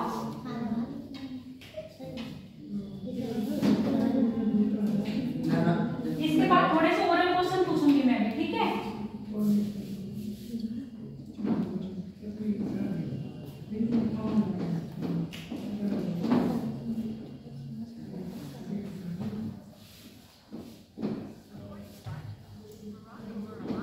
क्या गूगल चलने लगा तुम्हारा? देखो गूगल नहीं चलाओ, दिमाग चलाओ।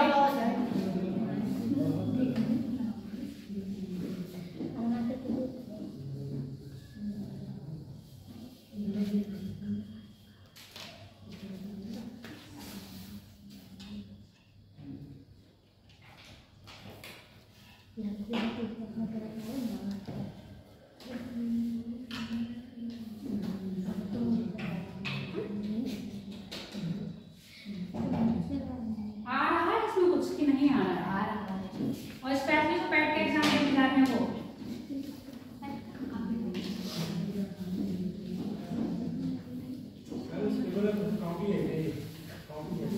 ऐसे पेपर आता है, ऐसे पेपर आता है।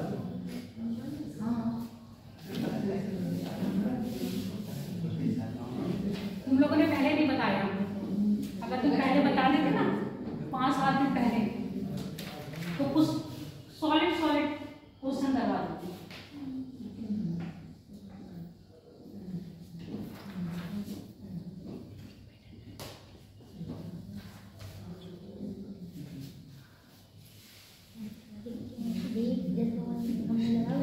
मटर क्यों लगा जी इसमें क्रीम देखो जो सोनू को तो बिल्कुल नहीं आना।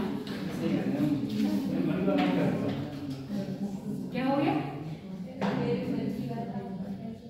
तुम्हारे चेहरे पे दिख जाती है। तो करो तो फिर करने के लिए दिया है, एक दूसरे का देख के नहीं लगाओगे।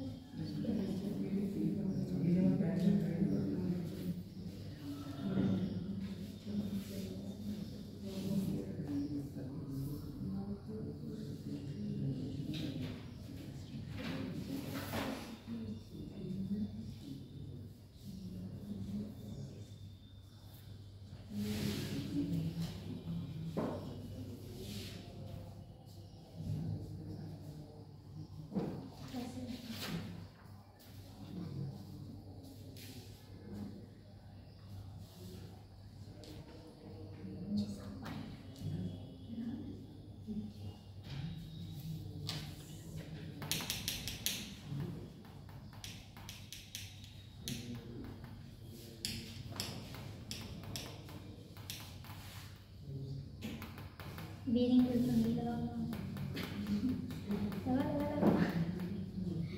क्योंकि सबसे बड़ा बीच को अंदर एकदम देखो थोड़े के बिना पड़ी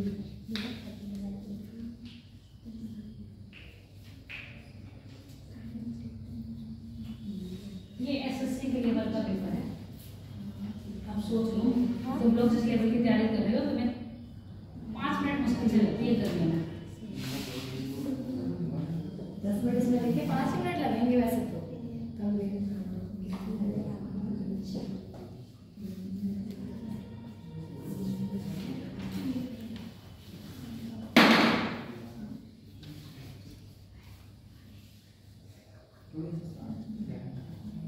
हो गया?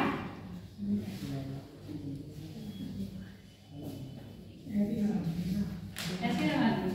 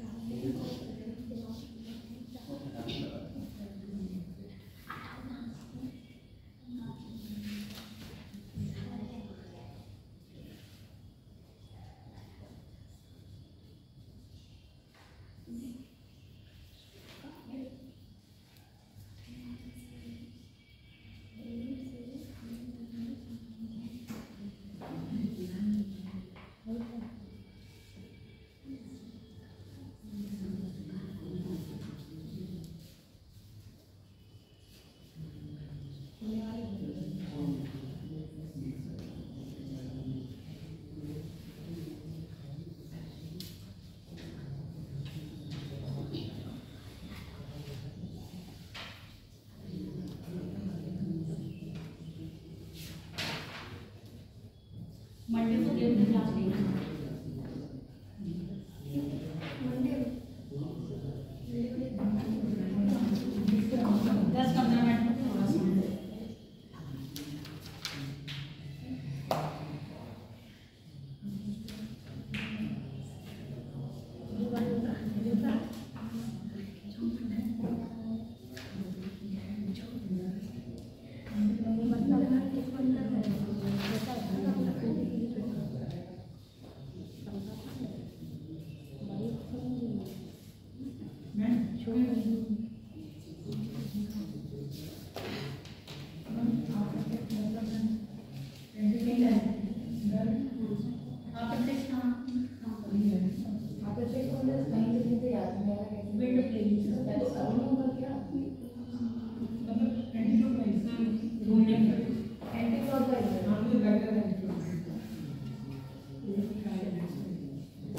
ये जब स्टार्टिंग में पहली क्लास में उससे इंग्लिश में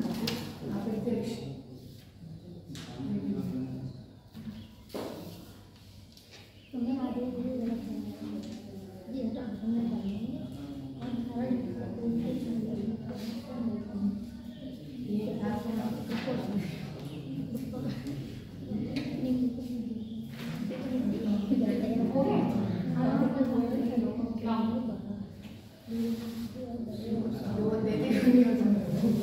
लग गया सारे में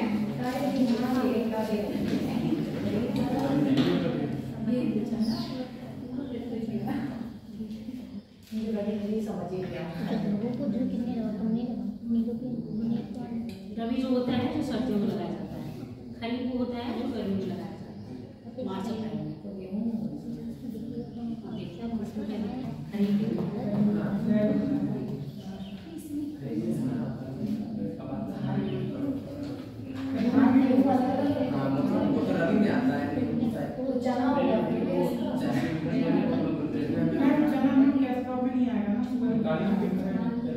कैसे नहीं आता है क्या सवाल है? चलो हो गया, बताएं सबका हो गया।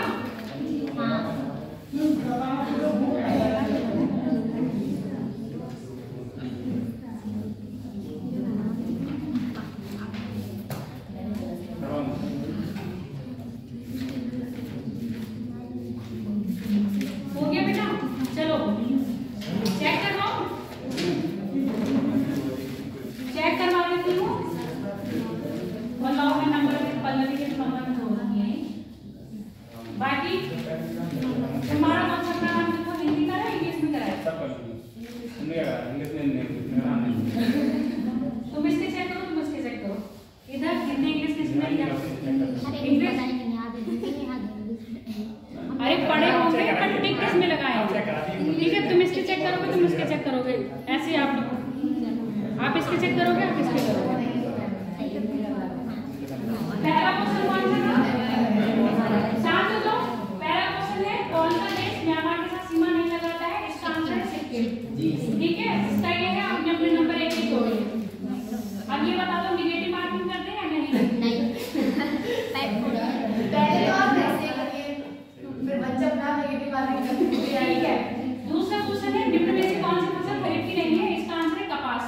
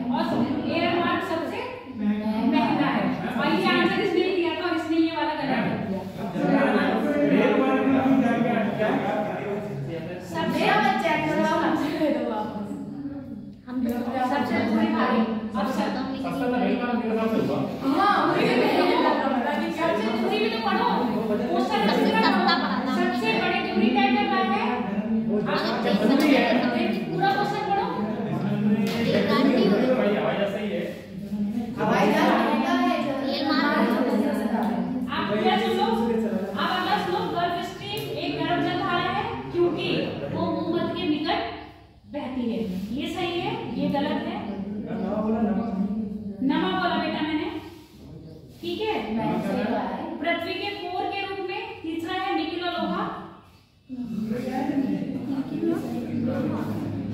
तुम उसकी चेक करो।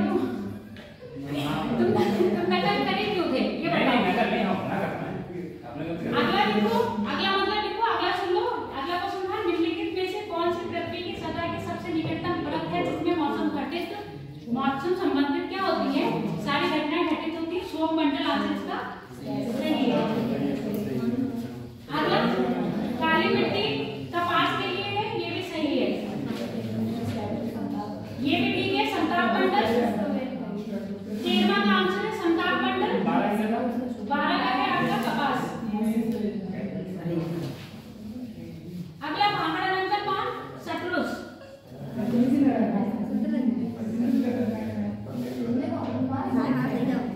इसका आंसर है बी, काराकोरम लद्दाख जाकर शिवालिक।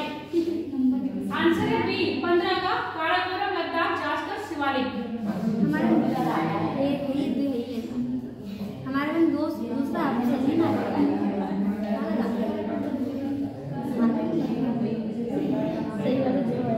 16वें का आंसर है सी, एटलस की अवस्थिति है मोरक्को और अल्जीरिया में। 15वें का बता दिया दूसरा। 16वें का सी, मोरक्को और अल्जीरिया। इथोपिया नहीं है, इथोपिया तो आपका ये वाला क्षेत्र आ रहा है, समझ में आ गया। और एटलस आपका यहाँ पर, तो मोरक्को और अल्जीरिया। तभी तो कहते हैं मैपिंग को थोड़ा देखो, मैपिंग में कौन सा माउंटेन कहाँ पर है ये चीज भी देखो। अब जैसे इस तरह से क्वेश्चन आ गया आपका, अगर वहां पर आ जाएगा तो आप गड़बड़ कर दोगे ना।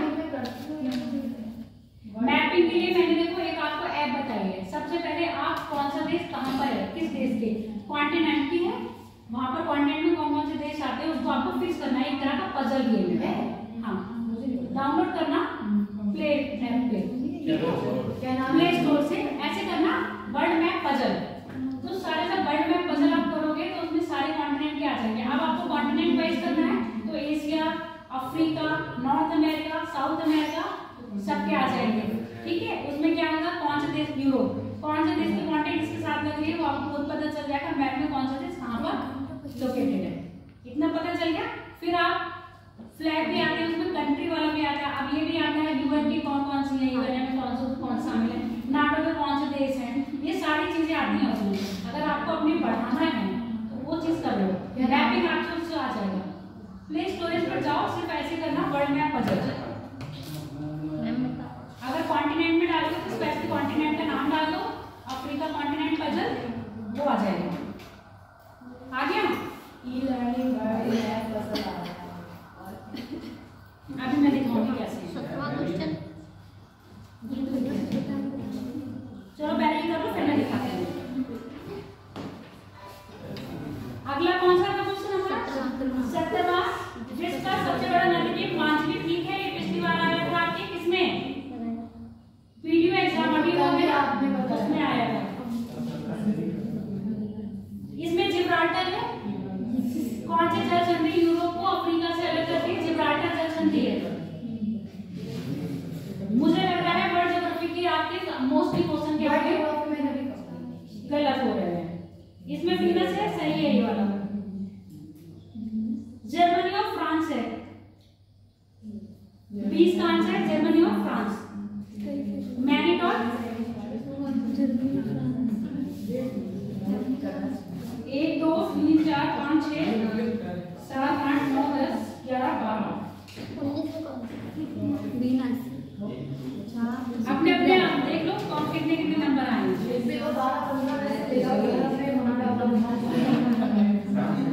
20 में से नेगेटिव मार्किंग कर लोगे तो कम कर लोगे, तो मैं सारे लगाऊंगी नेगेटिव मार्किंग। ठीक है। 19 का क्वेश्चन बताओ मुझे। 19 का कौन सा ये राइट आंसर लगा दो सबके। हाँ 20 का बता दो।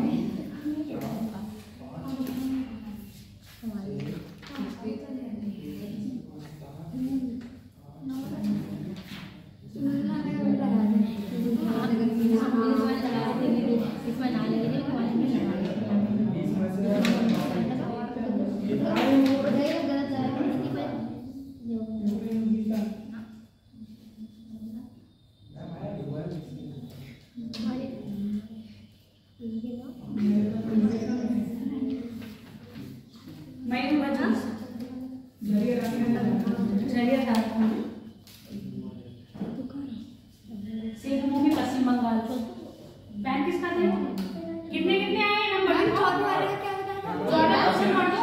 मैम 8 से सतलज नदी के शिवकिला सिक्किम सिक्किम में कौन कौन से कर रहे हैं? सिक्किम में कौन कौन से कर रहे हैं? सिक्किम में और तेलुगु, ठीक है। अरुणाचल प्रदेश में बोमडिला बड़े हैं, बड़ों के नाम याद है। गाइस नहीं किया, 10 ठीक है, ईमानदारी से 10 ठीक है, ऐसे ही बेईमानी से मैम 8 8 ईमानदारी से। सनी कितने ठीक हुए?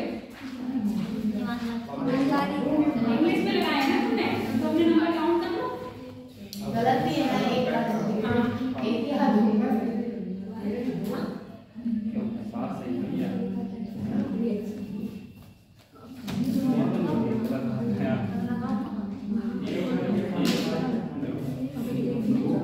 राहुल लोग को मैप दिखा रहे हैं।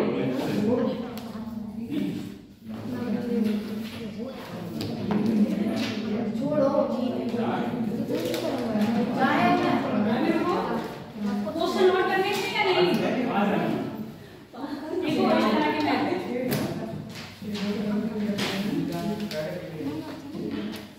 ऐसे आता है।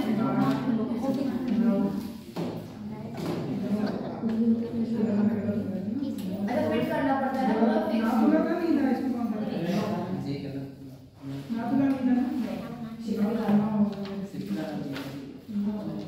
और एक ये वाला शायद नहीं कराया था।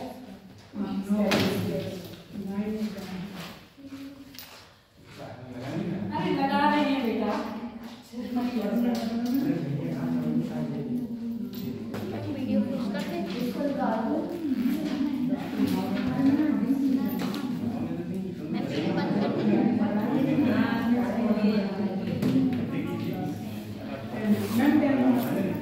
चलो 10 आए हैं। मैं भी खा रही हूँ। ठीक है, फिक्स कर देते हैं। तो ऐसे सारे कॉन्टिनेंट यहाँ नीला के लिए मैंने तो सेपरेट कर रखे हैं। और अगर कुछ और देखना है, इंडिया का तो हो ही जाता है, कोई दिक्कत नहीं। इंडियन